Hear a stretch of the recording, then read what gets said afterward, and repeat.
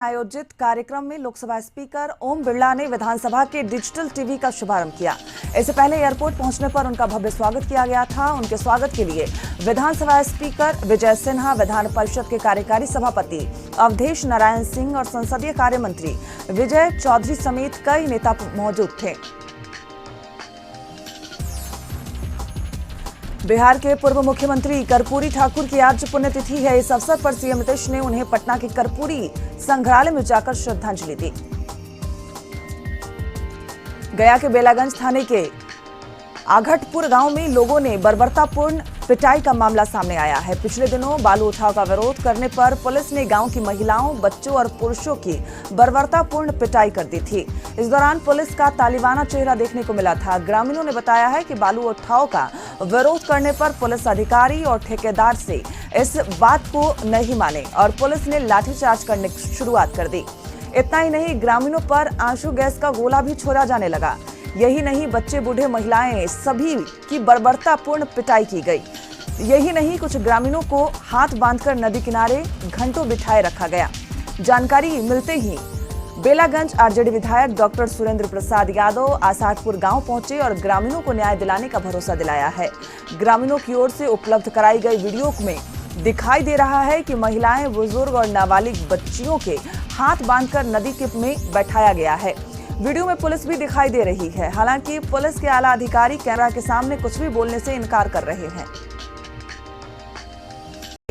पकाही झंझार पंचायत के छपाकही गांव में महिला को तालिबानी सजा देने का एक वीडियो वायरल हुआ है। वीडियो में देखा जा सकता है कि महिला को गांव के लोग सर के बाल काट दिए और साथ ही चेहरे पर एक तरफ उजला, दूसरी तरफ काले रंग से उसका चेहरा रंग दिया। साथ ही गांव के युवक गांव में उसे घुमाते, अपमानित करने के साथ साथ गाली गलौज करते पूरे गांव में महिला को पहले घुमाया, फिर महिला को गांव के सीमा के बाहर छोड़ दिया जाता है। यदि इस बीच कोई पूछता है कि क्या कसूर है कि युवक महिला को वेश्या कहकर संबोधित करता है। आरा में 8 साल के मासूम के सामने ही उसके पिता की हत्या कर दी गई। बच्चे ने बताया कि मेरी नींद खुली तो मम्मी पापा किसी बात पर लड़ रहे थे। गुस्से में मां ने मायके वालों को फोन कर अपनी मां और 2 भाइयों को बुला लिया। सभी ने पिता दयानंद साव की लाठी डंडे से पिटाई की, जिसके बाद घायल पिता की मौत हो गई। पूरी घटना उद्वंत नगर थाना क्षेत्र के सरथुआ गांव की है। उद्वंत नगर थाना इंचार्ज ज्योति कुमारी ने बताया कि पति पत्नी के बीच झगड़ा हुआ था, इसके बाद ये घटना हुई है। बिहार में आज से मैट्रिक की परीक्षा शुरू हो गई है। यह परीक्षा 24 फरवरी तक चलेगी। यानी पहली पाली सुबह 9:30 बजे शुरू हुई, जबकि दूसरी पाली 2 बजे शुरू हुई। परीक्षा में करीब 16.5 लाख से ज्यादा स्टूडेंट शामिल हो रहे हैं। इन स्टूडेंट में परीक्षा देने वाली छात्राओं की तादाद करीब 8,06,000 है। परीक्षा के लिए पूरे सूबे में 1,525 परीक्षा केंद्र बनाए गए हैं। अगर पटना की बात करें तो यहाँ कुल 70,995 छात्र छात्राएं परीक्षा में शामिल हो रही है। बीएसईबी के चेयरमैन आनंद किशोर ने बताया कि कोविड प्रोटोकॉल के तहत परीक्षा का आयोजन किया जा रहा है। उन्होंने कहा कि अगर किसी स्टूडेंट का एडमिट कार्ड खो गया है तो उसे भी पूरी पहचान के बाद परीक्षा देने की इजाजत दी जाएगी। नालंदा के राजगीर में जूस सफारी के उद्घाटन और सीएम नीतीश की विभिन्न योजनाओं, घोषणाओं पर आरजेडी ने सवाल खड़े किए हैं। आरजेडी प्रवक्ता मृत्युंजय तिवारी ने कहा है कि नीतीश कुमार सभी बड़ी योजनाओं का उद्घाटन नालंदा में ही क्यों कर रहे हैं, लिहाजा नीतीश कुमार को चाहिए कि नालंदा को ही राजधानी बना दें। उन्होंने कहा कि बिहार के युवा बेरोजगार हो रहे हैं, सरकार से सवाल पूछ रहे हैं, लेकिन सरकार नहीं सुन रही। तेजस्वी यादव बेरोजगारी यात्रा के माध्यम से सरकार को आईना दिखाएंगे। पंजाब के सीएम चन्नी के बयान पर मृत्युंजय तिवारी ने कहा कि बिहार की बदौलत ही पंजाब, हरियाणा, गुजरात सहित अन्य राज्यों में विकास दिख रहा है। चारा घोटाले के आरोपी लालू यादव को 21 फरवरी को सजा सुनाई गई। आपको बता दें कि फिलहाल लालू यादव का रिम्स में इलाज जारी है। रिम्स प्रबंधन ने एक मेडिकल बोर्ड का गठन किया है, जिसके नेतृत्व की जिम्मेदारी डॉक्टर विद्यापति को दी गई है। टीम में doctor Vidyapati, doctor C V Sharma, doctor D K Jha, doctor P K Bhattacharya, HOD cardiology doctor Prakash, HOD urology doctor Arshad Jamal और HOD neurology doctor Pragya Ghosh Pant शामिल हैं। डॉक्टर विद्यापति ने कहा कि स्वास्थ्य की जानकारी लेने के बाद बुधवार की सुबह से ही लालू यादव के जांच की प्रक्रिया शुरू कर दी गई है। सभी जांच की रिपोर्ट 2 से 3 दिनों में आ जाएगी। ब्लड प्रेशर, शुगर और किडनी की जांच की गई है। डॉक्टर विद्यापति ने बताया कि लालू यादव का इलाज दिल्ली के एम्स में भी चल रहा था, इसलिए एम्स के डॉक्टरों की रिपोर्ट को हम लोगों ने कोई छेड़छाड़ नहीं की है।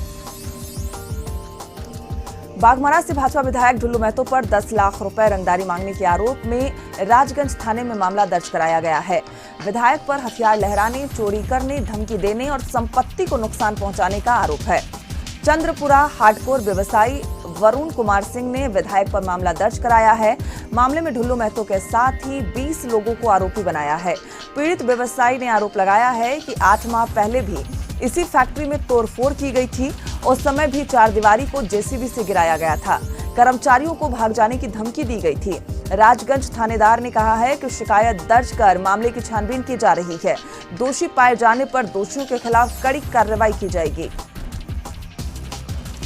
गढ़वा जिले में अधिकारियों की लापरवाही ने गोदाम में रखे लगभग 2000 क्विंटल अनाज को रखे खराब कर दिया है। मामला जिला मुख्यालय का है, जहां सदर प्रखंड परिसर में रखे एक गोदाम में रखे अनाज खराब हो गया। जब मीडिया कर्मियों की नजर इस पर पड़ी तो इसे साफ सफाई कर इसी खराब अनाज को पीडीएस दुकानदार को देने की बात कही गई। अनाज करीब 3 साल से यही रखा हुआ था, लेकिन किसी अधिकारी को ये बात समझ नहीं आई कि इसे बंटवा दिया जाए और रखे अनाज में कीड़े लग गए। अब इसी खराब अनाज को पीडीएस दुकानदार को देकर लाभुकों को वितरण करने की तैयारी चल रही है, ताकि इस मामले को दबाया जा सके। मामला प्रकाश में आने के बाद अनाज की सफाई की जा रही है और जो अनाज बिल्कुल सड़ गए हैं या खराब हो गए हैं तो उसे बोरे के ढेर में छिपाने की कोशिश की जा रही है। वहीं इस मामले पर गोदाम प्रभारी ने बताया कि अनाज में कीड़ा लगना एक स्वाभाविक प्रक्रिया है। अनाज सड़ा नहीं है, थोड़ा बहुत खराब हुआ है, जिसे साफ कराकर सभी पीडीएस दुकानदार को 10-10 क्विंटल के हिसाब से भेज दिया जाएगा।